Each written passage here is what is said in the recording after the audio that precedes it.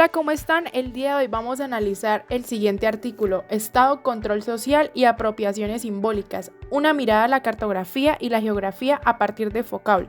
Esto, autoría de Elías Castro Blanco. Y además, el artículo de Control Social y Derecho Penal por Ramón de la Cruz Ochoa. Ahora analicemos el texto.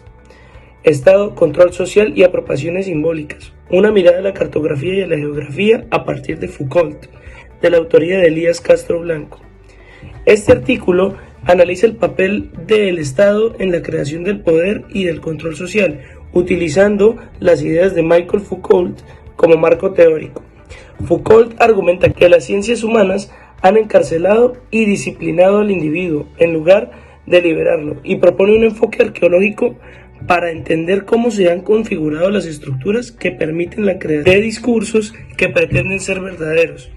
Es ahí que aparece su ideológica panóptica, que es una estructura que desde el centro se puede ver todo, algo así como tener el control de todo. El poder se entrelaza con dispositivos de dominación a nivel individual e institucional, y el capitalismo busca controlar a las personas a través de discursos que promueven producciones de bienes materiales, como Foucault destaca, como la noción del sujeto, como individuo que surge en el siglo XIX, como resultado de mecanismos de control y vigilancia.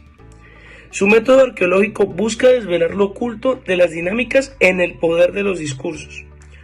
Uno de los grandes méritos es entender el poder, es reconocer el poder de cómo se infiltran nuestras instituciones y personifican los individuos en el capitalismo, y la búsqueda de controlar a los individuos a través de discursos que pretenden establecer la verdad.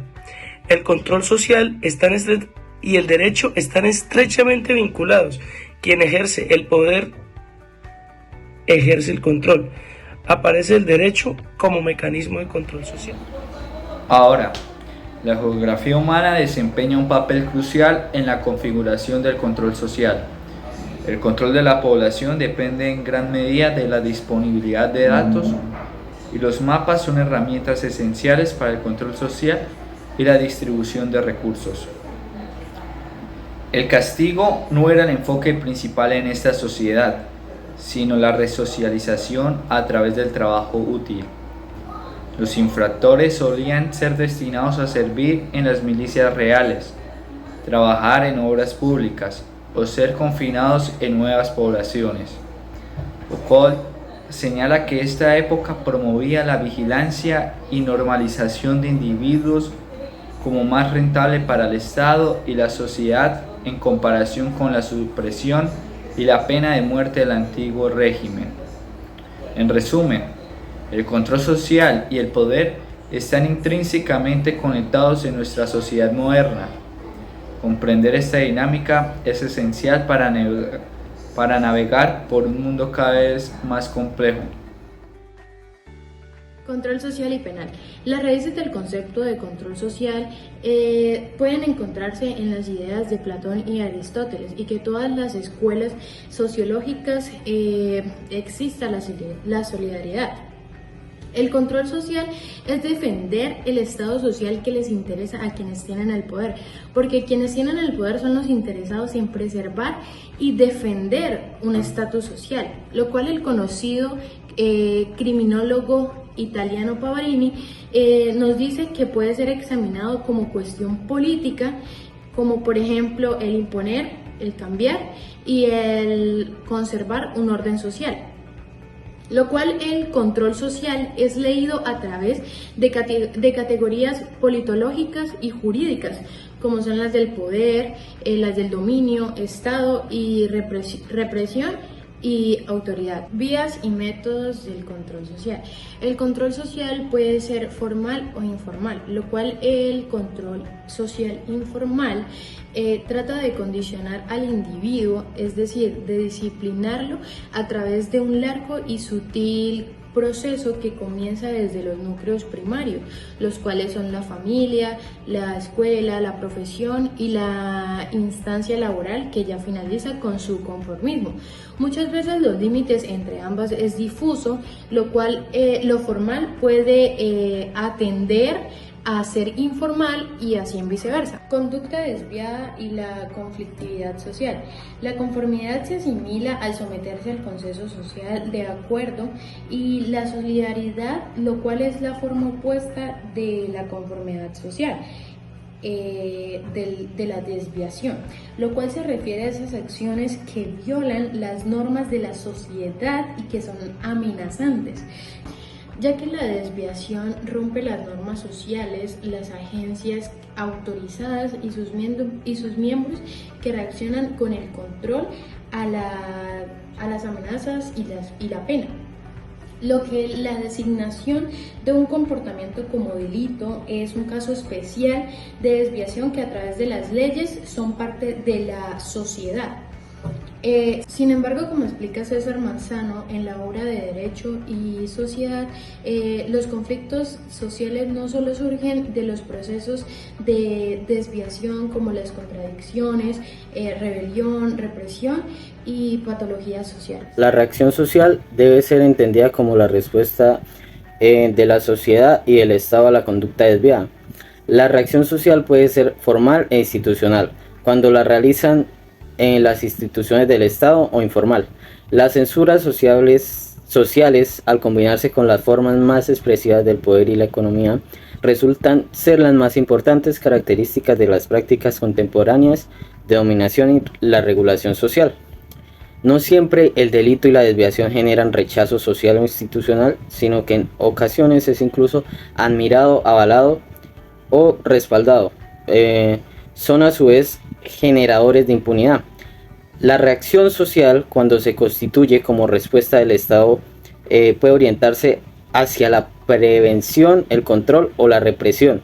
La prevención es la suma de políticas tendientes a impedir el surgimiento o avance de la actividad delictiva mediante instrumentos penales y no penales. El control o el mantenimiento de un determinado estado de cosas es un control razonable del conflicto con el menor coste social posible. La represión es la respuesta negativa que el Estado y la sociedad dan al comportamiento desviado. Puede darse en el campo legislativo, para lo cual el poder criminaliza conductas que entiende delictivas. El Ejecutivo persigue la desviación, en especial las conductas y los hechos que se han convertido en delitos, y el Judicial aplica la ley. El control social penal se sirve de un particular sistema normativo que traza algunas pautas de conducta al ciudadano, imponiéndole mandatos y prohibiciones. La norma penal establece deberes jurídicos, pero su finalidad no puede consistir en la mera creación de deberes y obligaciones. Esta lógicamente ha de, para ordenarse a la defensa de algún bien o interés valioso. Es un medio o instrumento, una técnica que articula dicha protección. No se trata de prohibir por prohibir o de castigar por castigar, sino de hacer posible la convivencia y la paz social. El derecho penal, como todos los sistemas de control social general, está pensado para la protección de intereses prioritariamente colectivos o sociales, incluyendo en ellos los del individuo que integra el colectivo. Solo secundariamente se piensa también en los derechos del delincuente. Por otra parte, la misión del derecho penal es limitar el poder punitivo del Estado, que en ocasiones decidió a terminar toda la costa con la criminalidad. Puede imponer sanciones excesivas o arbitrarias, sacrificando con ello las garantías mínimas de los individuos y la idea de la proporcionalidad. De acuerdo con la naturaleza instrumental del derecho penal, el cual está dedicado a la protección de los valores fundamentales del orden social. Esto es lo que se les ha dado en llamar la salvaguarda de los bienes jurídicos. Esto es lo que caracteriza la naturaleza de la intervención penal, por lo cual solo debe sancionar algunas modalidades de conducta que lesionen o pongan en peligro bienes jurídicos, es decir, los comportamientos más peligrosos y repudiados por la sociedad. Según el criterio del bien jurídico, la dañosidad social de un hecho depende de que lesione o ponga en riesgo el interés fundamental que afecta las condiciones de la vida del hombre, que constituye los presupuestos indispensables para la vida en la sociedad. La laización y humanización del derecho significaron en el orden penal que los valores supremos de la legislación se encuentran en el sistema social y no en el plano sobrenatural. Binding, quien configura por primera vez el concepto de bien jurídico, que constituye todo aquello que a los ojos del legislador es condición necesaria de una vida en orden dentro de la sociedad. Para von List, los bienes jurídicos son intereses vitales, condiciones de vida. Consecuentemente, la norma no crea el bien jurídico. Este resulta previo a ella. Lo considera interés jurídicamente protegido. Los bienes jurídicos no están en la norma, sino que la norma ha de protegerlos. El bien jurídico constitucional es algo que se encuentra todavía en discusión por algunos autores, esto con el objetivo principal de conocer el ordenamiento jurídico y del Estado. El bien jurídico constitucional se basa principalmente en los criterios de determinación de este mismo. El bien jurídico constitucional se basa en un ente determinante, la cual es la Constitución. Y la Constitución debe establecer un solo orden jerárquico de ellas, que se basa en la naturaleza de ella misma, con el fin de garantizar el control de los bienes y la protección de ellos mismos. Ahora les voy a explicar acerca de las teorías sistémico-funcionalistas. Estas parten de la pena que se inflige sobre la norma. Esta busca garantizar la confianza en el derecho, porque desde el derecho es que se intenta reparar la violación de la norma y produce como resultado la estabilidad del sistema y la integración social. Dentro de esto se establece que el derecho penal no vela por los bienes jurídicos, sino por el sistema y la confianza de los ciudadanos en ella. Amelung, por ejemplo, señala que el derecho penal o una norma es funcional cuando contribuye al sistema y es disfuncional cuando amenaza la subsistencia de este.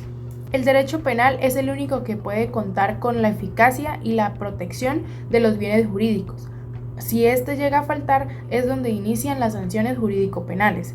Dentro de estas existe un sistema dualista llamado doble vía, la cual implica la pena y la medida. La pena se encarga principalmente de la culpabilidad del caso y la medida sobre la peligrosidad.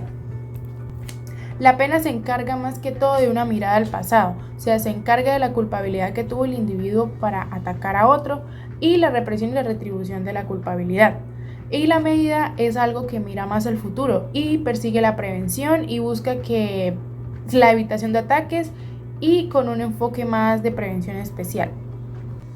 El Estado cuenta con un instrumento muy importante para poder imponer sus normas jurídicas. De esto es la pena. La pena en principio también es un medio muy coactivo que tiene el Estado para poder sancionar. La pena también tiene una función muy importante. Claramente es para mantener el control ciudadano, pero la pena también aparece cuando no hay otra manera de enmendar una norma infringida, cuando no hay un medio eficaz para poder solucionar un conflicto en la sociedad.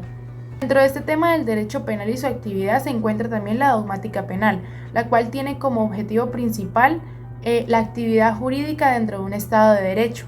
Esto quiere decir que se garanticen a los ciudadanos todos sus derechos fundamentales y frente al uso de poder que el Estado ejerce.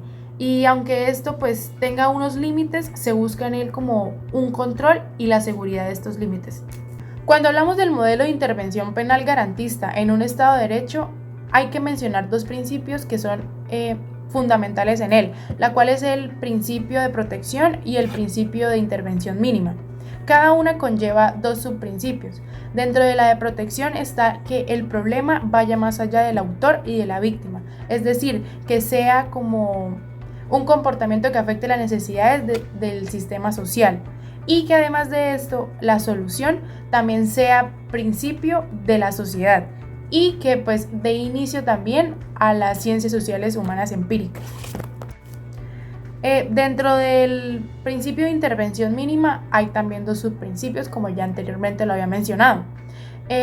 Uno está la salvaguarda de los ataques más intolerables y también está la subsidiariedad, que entiende el derecho penal como el último recurso frente a la desorganización social. También se recomienda dentro del derecho penal, en cuanto a las víctimas, apartarlos un poco de la actuación en el marco del proceso de la pena. Para concluir, quiero mencionar acerca de algunos aportes que nos deja el jurista Mir Puig acerca del derecho penal democrático. El derecho penal está obligado a proteger a través de tipos de lesión los derechos fundamentales de la persona y las libertades públicas, así como los intereses individuales clásicos como la vida, la salud, la libertad sexual o de movimiento de personas. debe asumir una función promocional de proteger a través de los tipos de lesión o peligro valores o intereses colectivos tales como la salud pública, la seguridad en el trabajo, la hacienda pública, el medio ambiente y el derecho de los consumidores. También otro aporte que nos deja este autor es que lo mejor es ir a un procedimiento de carácter negativo basado en el derecho penal mínimo.